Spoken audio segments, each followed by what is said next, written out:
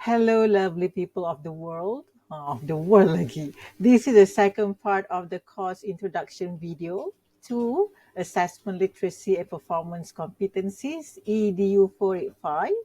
And in this part of the video, we're going to have an um, overview of each of the assessments that we have for the course. Okay, so first off, let's have a look at the course information, the most important document out there for the course, and let's go right into the assessment structure. Okay, so the first assessment is the test. It is not an online test. The test will be administered face to face physically, where we, you, and me will meet in the classroom upon the set date and time. Okay, I have talked a bit about the test in the first part of the video. Now, the test constitute 20% of the overall assessment scores, and it will cover topics that are covered in week 1 up until week 4. Okay, so basically it will cover introduction to assessment, types of educational assessment, general principles of assessment, validity, and reliability. So these are the topics for the test that you need to study. All right, so we will have a discussion about the date and time in which the test will be administered later. Okay, so now let's move on to the first assignment, which is the article review. So article review is a power assignment. It accounts 10% of the overall scores. And the things that you need to do is to read an article and review the article and submit the assignment. Yalah kan, tak apa-apa. Okay, dah. Alright. So for the article review, all you need to do is to click this link, which will direct you to the selected article. The bad news is you don't get to choose your own article. The article has been chosen for you. So this is the article that everyone has to do for this assignment. It is a newspaper article. So what you need to do is first to read the article, get an understanding of the issue entails, and then do additional reading as much as you can on the issue presented here so that you have better grasp and more comprehensive understanding of the content, the issue, its significance, and its severity. And then only you complete the questions before you do the submission. So to do the assignment, all you need to do is to answer these 3 questions. All right. And then your assignment is completed and you can submit the assignment. Tidaklah mudah sangat kan? Taklah susah sangat. Okay. So when is the date of submission? It is on December 4, 2022. Nampak lagi hujung tahun kan? Okay. So with all of the assignments for this course, what I'm going to do or what I'm doing in this video is just to give you a basic overview. There will be time in the weeks coming that I will be explaining about each of these assignments in more detail.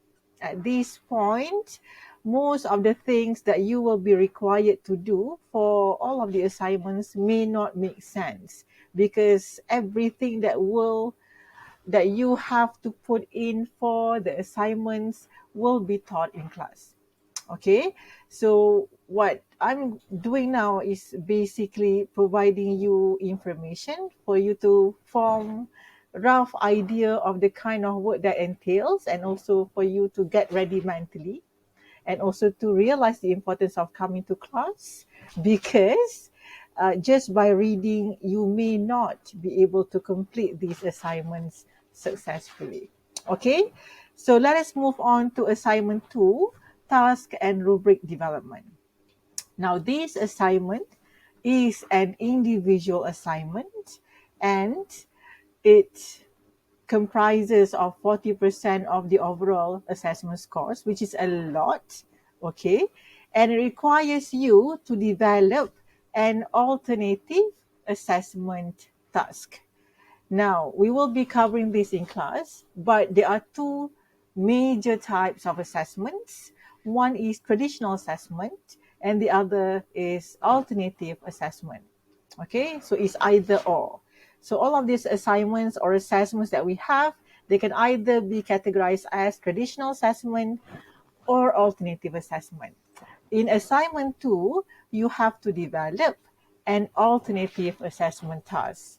And in assignment 3, you have to develop a traditional assessment task. So by doing both, basically you have a complete overview or complete knowledge and skills to developing both tasks. All right, so let's zoom in into assignment 2 first. Okay, so in assignment 2, as I have mentioned, you have to develop an alternative assessment task. We will have several lessons that will be dedicated towards this particular topic, alternative assessments, so that you have better understanding of what alternative assessments are, the characteristics, why it's so significant, and blah blah blah. Okay, but at this point, just to have some overview of what the assessment entails. Now, this is the assignment sheet for the assessment. Okay, you can have a read like this, and you will have a better understanding once we have covered the designated topics related to this. Okay, so in essence, you have to develop an alternative assessment. You are not inventing a new assessment. No, we are just going to pick one existing assessment that is out there, okay, and use that as a basis for this particular assignment. Okay, so all of the content and assessments for this course to equip you with the assessment knowledge and skills uh, suitable for secondary school context. Okay, so when you are developing this assessment must be linked to the curriculum of secondary school. You have to choose one subject, okay, and you also need to choose one tingkatan, and you have to develop this assessment relevant to the curriculum for that subject and for that tingkatan. Okay, so where do we get the information about the syllabus and curriculum from? By looking at the DSKP or Document Standard Curriculum and Pentaksiran. Okay, so when the time comes, I'll be explaining about this in more detail. So what exactly are the things that you have to do is, number one, choose one subject, choose one tingkatan, okay, and then look at the DSKP and pick one learning standards that is appropriate to that particular. Sorry, someone is walking right behind me and I am distracted. Ayo. Okay, so all you need to do is to pick one learning standards, and that will be the basis of you doing the assessment, and choose one assessment that blends well with that learning standards. Okay, and that particular assessment that you will be choosing must be appropriate to the alternative assessment task. Okay, it may not make any sense. You may not understand what I'm saying at the moment, but don't worry, it'll make more sense as we go more into the semester. Okay, and after that, you have to develop a task. Now, in order to make sure that everybody will be developing the task by thinking and working on the same thing, the same aspect, and presenting your information about the assessment based on similar parameters, all you need to do for this assignment is to complete two templates. Where's my hand? Okay, two templates. Ta-da! Okay, so these are the templates. The first template is task development template. And the second template is rubric template. Okay, So basically, you have to develop the task, and this is 30%. Fill this template up, okay? And then after you have developed the task, you have to develop the rubric that you will be using. You will not be using this, but you have to develop a rubric that is meant to score that task. Okay, and rubric development accounts for another 10%. So 30 plus 10 is 40%. That's the score for the assignment. Okay, so let's look um, very briefly at the first template, the task development template. Okay, so the first page, you just have to provide information about the um, group that you are targeting, the subject, as well as the form. Okay, so this is basic information. The actual development of the assessment task is on the second page, where you provide brief descriptions about the assessment, and also you have to indicate the learning standards and learning outcomes that you are measuring, that you will be taking out from the DSKP and put it here. And then you have to complete the rest. We'll go through this later in more detail. Okay, now this looks very basic, but I do expect that the box to be lengthened, to be longer, even though at the point of this template has not been completed, it's only like 2 pages, but I did have students in the previous semester submitting up to 15 pages, 7 pages, 8 pages. So um, the way to go about this is that the more details you give to the development of the assessment, the better. Okay, when it comes to assessment detail, perincian and comprehensiveness is very important. Okay, so I do expect that some of these boxes to be like extended up to 1 page or maybe 2 pages perhaps. Okay, and after you have completed this template, and then you move on to the next one, in which is the rubric development. Okay, so we will dedicate one lesson just to get our feet wet and develop our own rubric from scratch. Okay, so everything will be covered in class. Don't worry. Okay, I got you covered. Gitu. Alright, so seterusnya, now that uh, we are done and dusted with assignment 2. Now, if you have any questions at this point, feel free to write down or to type down your questions in the YouTube video. Okay, in the YouTube video, yeah, underneath the YouTube video, and I'll be responding back to you. Okay, what exactly is my third assignment? So this is the one.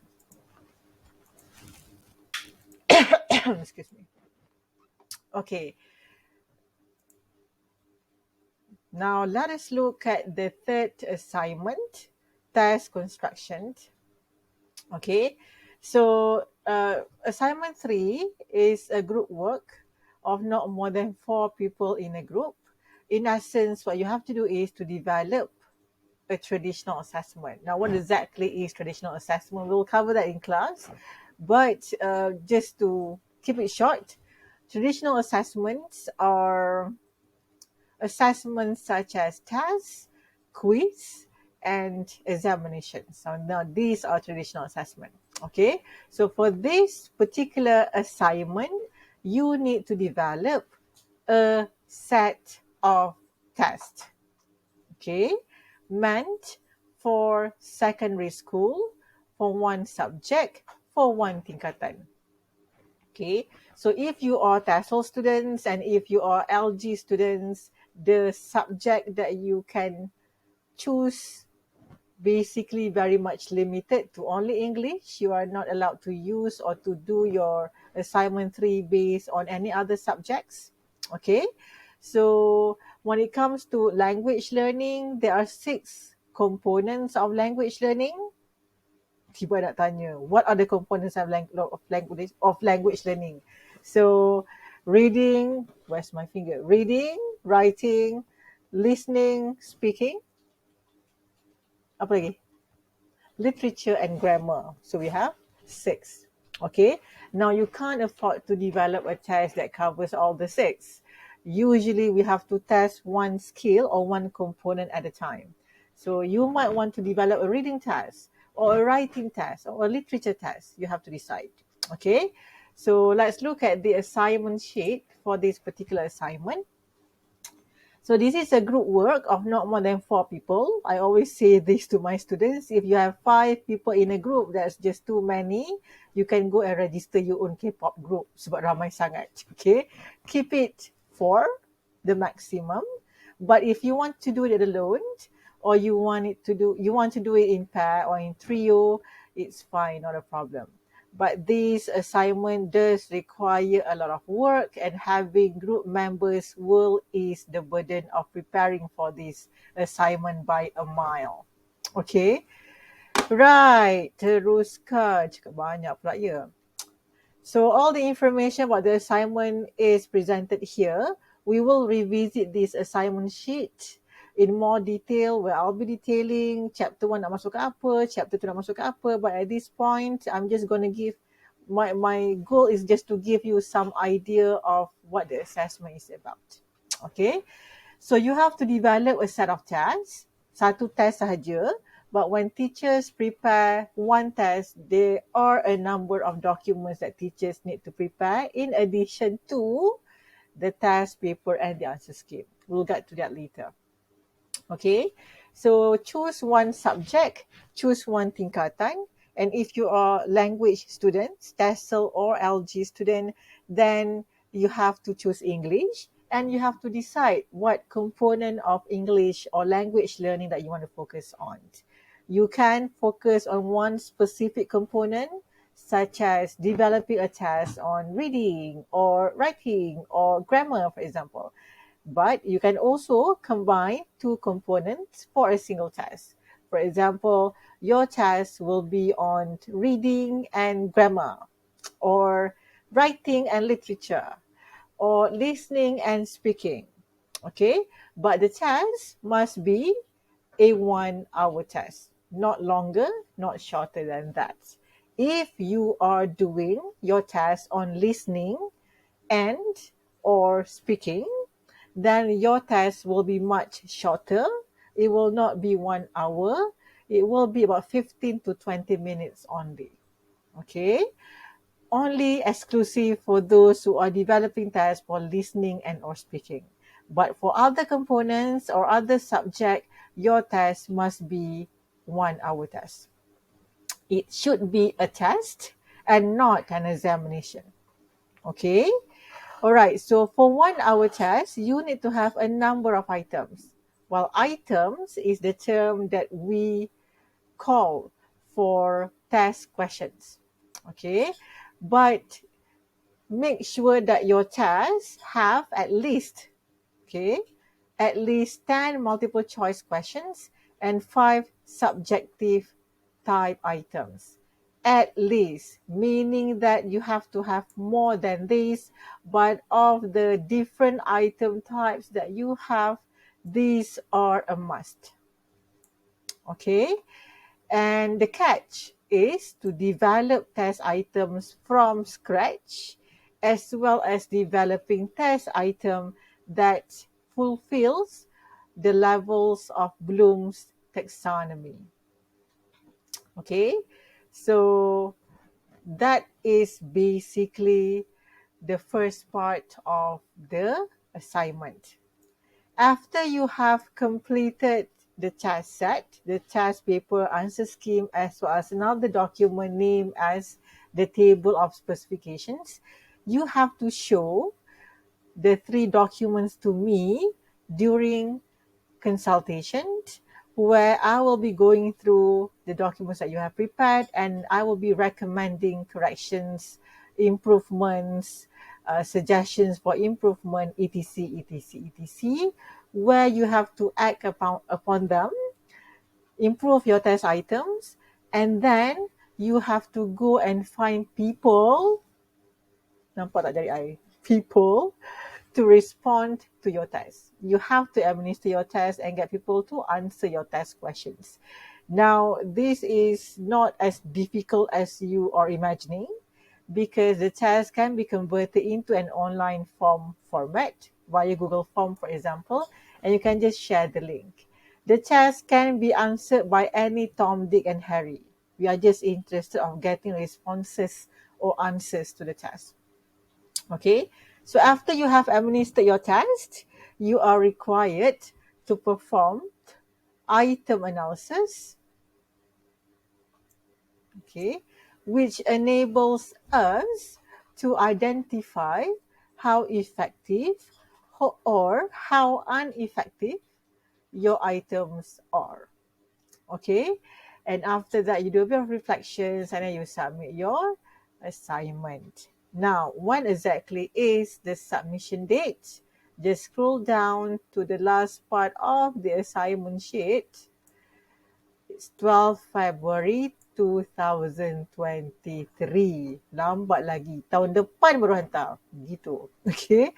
So, that wraps up my explanation of all the assessment that we have for this course. I will be explaining each of these assignments in more detail when the time comes. So for now, you can just get ready, gear up for the course. I can't wait to see you guys next week. And I wish that you have the most productive week ahead. Take care. Till then, bye.